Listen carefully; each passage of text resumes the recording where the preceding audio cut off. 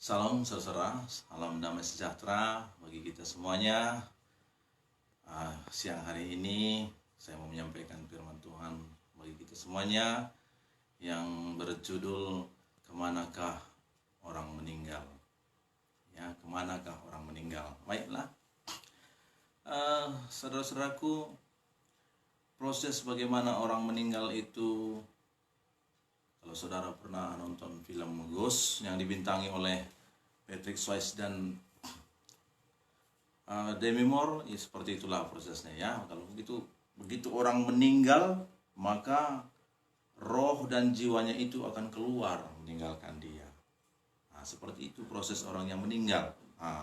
Roh dan jiwa itu meninggalkan tubuh. Sebenarnya ada satu rahasia, bahwasanya manusia itu adalah makhluk yang abadi. Sebenarnya manusia itu tidak bisa meninggal. Hanya yang meninggal adalah tubuh. Roh dan jiwa yang ada di dalam tubuh kita ini adalah kekal apa adanya. Seperti itulah diciptakan Tuhan manusia itu. Manusia itu segambar dengan Allah itu sendiri. Manusia itu adalah makhluk yang kekal. Jadi kalau yang meninggal itu adalah tubuh kita. Ya, seperti ini. Coba lihat baik-baik. Saya cubit tangan saya.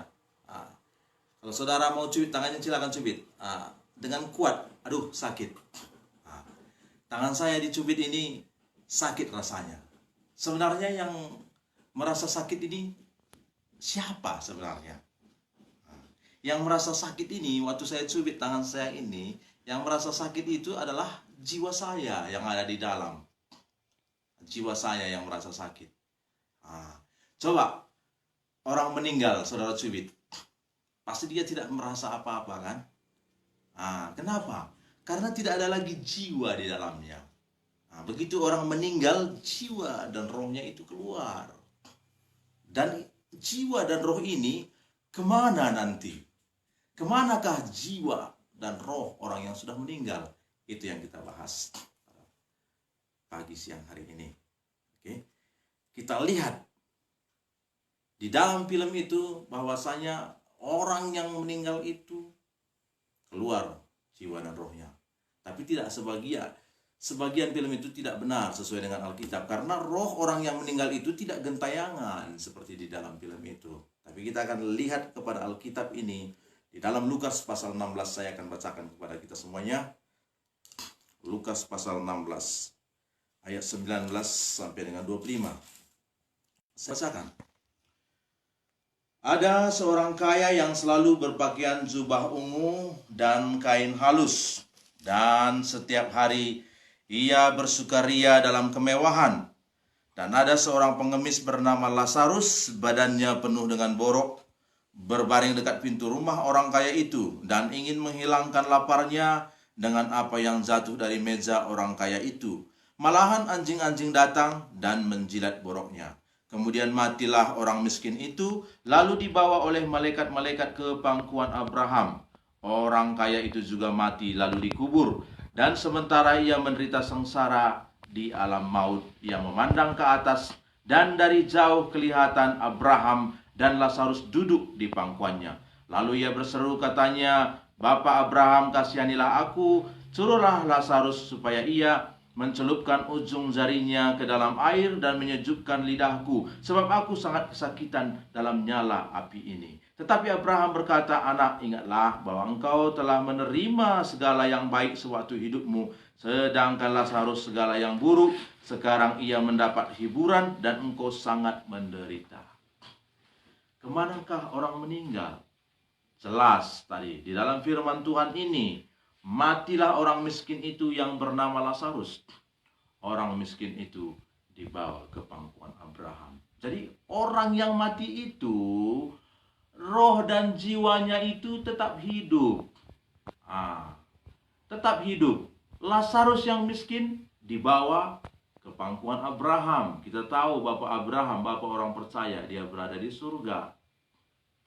Kemana jugakah orang yang meninggal yang tidak percaya kepada Tuhan? Yaitu dia menderita di dalam nyala api.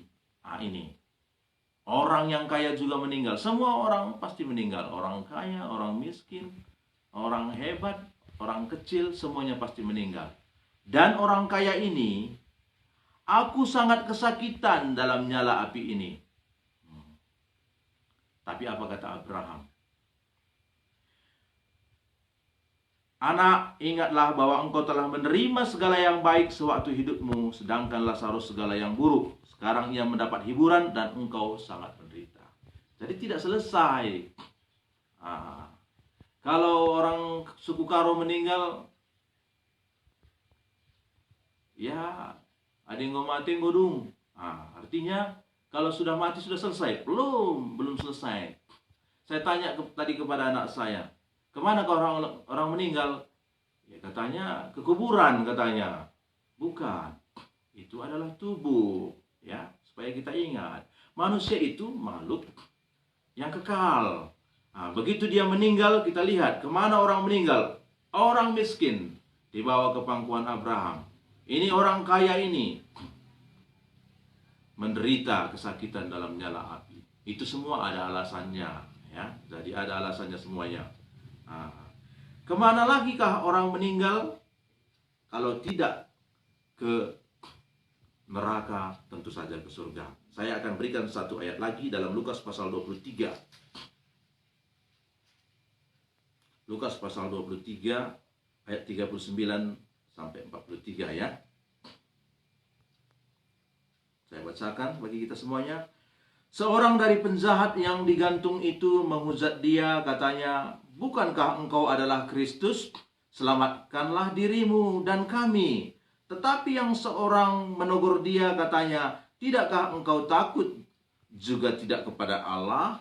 Sedang engkau menerima hukuman yang sama. Kita memang selayaknya dihukum, sebab kita menerima balasan yang setimpal dengan perbuatan kita. Tetapi orang ini tidak berbuat sesuatu yang salah." Lalu ia berkata, "Yesus, ingatlah akan aku apabila engkau datang sebagai raja." Kata Yesus kepadanya, "Aku berkata kepadamu, sesungguhnya hari ini juga engkau akan ada bersama-sama dengan aku di dalam Firdaus." Kemanakah orang meninggal? Orang yang meninggal di dalam Tuhan dibawa ke Firdaus. Ini cerita tentang detik-detik pada waktu Yesus sudah disalibkan, dan sebelum kematiannya ada percakapan di antara mereka bertiga. Yang sebelah kiri berkata, "Hei Yesus, jikalau engkau memang anak Allah, selamatkanlah dirimu sendiri dan selamatkan juga kami." Orang kalau sudah mau meninggal, kalau memang tidak mau bertobat, tetap tidak akan bertobat. Ya. Tapi yang di sebelah kanan berkata apa? Jangan kau berkata seperti itu. Kita ini kan orang yang berdosa. Kita ini seorang pembunuh. Kita ini adalah perampok. Wajarlah kita disalibkan. Tapi dia tidak ada kesalahannya. Apa kata yang sebelah kanan Tuhan Yesus ini? "Guru, jika engkau datang sebagai raja, ingatlah aku." Apa kata Yesus? "Hari ini juga engkau akan bersama dengan aku di Firdaus." Jadi orang yang sudah meninggal itu, meninggal di dalam Tuhan, detik itu juga akan dibawa ke Firdaus. Bukan gentayangan seperti cerita-cerita film horor, ya, cerita-cerita film di dunia ini. Ada roh-roh manusia yang gentayangan. Tidak, itu roh jahat itu yang gentayangan. Roh setan itu. Kalau roh manusia dibawa ke Firdaus. Jadi sore hari itu juga, begitu Yesus sudah meninggal, begitu juga yang di sebelah kanan Tuhan Yesus itu meninggal, dia dibawa ke Firdaus. Jadi jangan heran. Kita memang menangis kalau apabila ada orang yang meninggal. Itu karena jiwa kita bersedih mengingat selama hidupnya ada kenangan-kenangan yang indah. Seperti itu. Tapi jelas orang yang meninggal itu seperti orang miskin yang bernama Lazarus tadi, dia sudah ada di Firdaus. Kalau ada keluarga kita yang sudah meninggal di dalam Tuhan, maka dia ada di Firdaus bersama dengan Tuhan Yesus. Amin. Percayalah kepada Tuhan Yesus. Ada beberapa teman saya berkata begini, kita kan harus banyak syarat-syarat supaya bisa masuk surga katanya.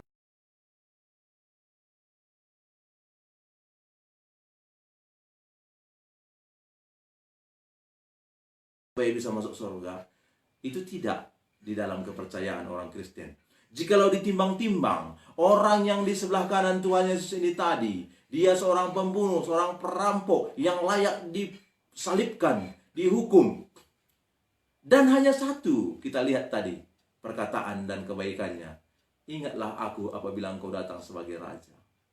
Apa kata Tuhan Yesus? Hari ini juga engkau akan bersama aku di Firdaus. Itu kata Tuhan Yesus. Jadi bukan karena kebaikan ya. Bukan karena kebaikan, sama sekali tidak. Tapi karena anugerah Tuhan. Tapi karena kita datang kepada Tuhan. Tapi yang di sebelah kiri Tuhan Yesus, sekalipun sudah mau mati, tetap tidak mau datang kepada Tuhan.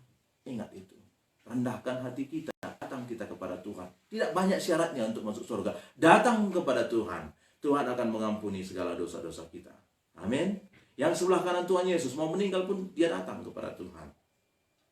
Tapi saya ingatkan lagi, bagi kita yang masih hidup, ya berbuat baiklah. Karena di surga juga tidak sama kedudukan setiap orang. Tidak sama. Tidak sama di surga. Makanya ada murid Tuhan Yesus berkata, aku nanti di sebelah kananmu Tuhan Yesus.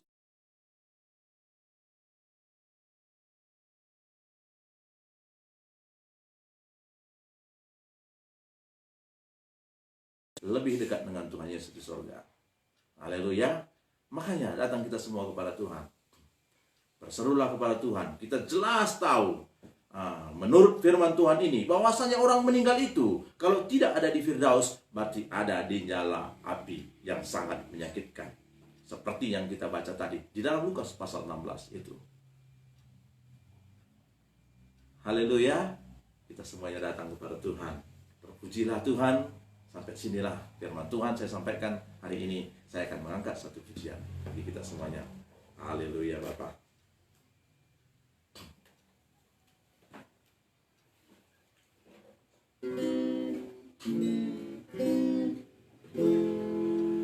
Tuhan ku rindu mengatakan padamu,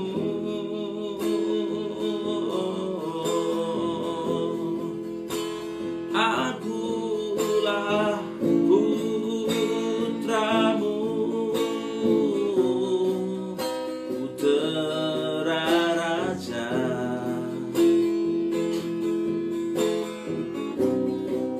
Mengenal isi hatimu, aku pun bersyukur.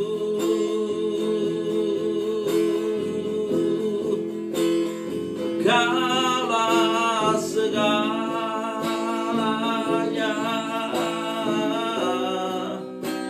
dalam hidupku.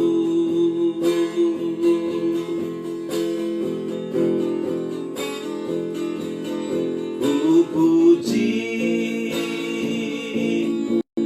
namamu, ku puji namamu, ku sanjung Engkau, ya Tuhanku dan Rajaku. Ku puji namamu, ku puji namamu, ku sanjung Engkau, ya Allahku. Ku sanjung Engkau, ya Allahku.